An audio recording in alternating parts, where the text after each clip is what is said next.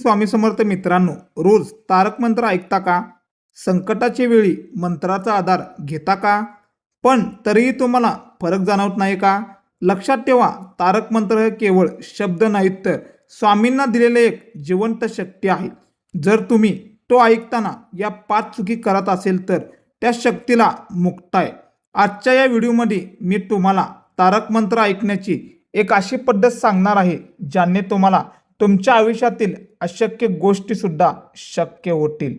सर्वात मोठी चूक म्हणजे काम करता करता किंवा मोबाईल स्कोर करता करता मंत्र ऐकणे.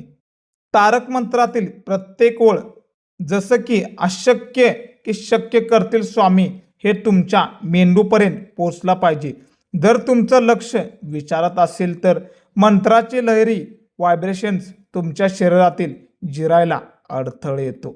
दिवसातून किमान एकदा तरी 5 मिनिटं शांत बसून डोळे मिटून हा मंत्र ऐकून बघा.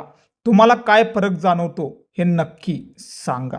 दुसरी चूक म्हणजे मंत्राचा अर्थ माहीत नसते. विश्राम, जाणं किंवा शरणागती या शब्दाचा अर्थ जोपर्यंत तुमच्या हृदयाला भिडत नाही तोपर्यंत तुमच्या मंत्राची शक्ती पूर्णपणे काम करत नाही.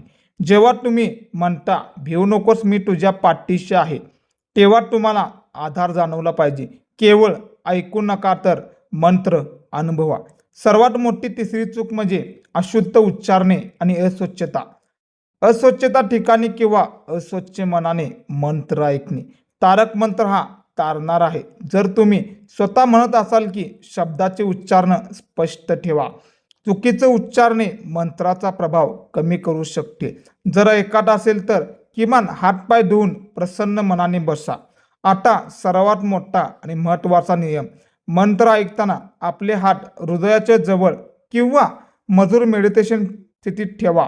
मंत्राचे शेवटी जेव्हा श्री स्वामी समर्थ असा जयघोष होतो तेव्हा तुमच्या अंगावर काटा आणणारा असावा.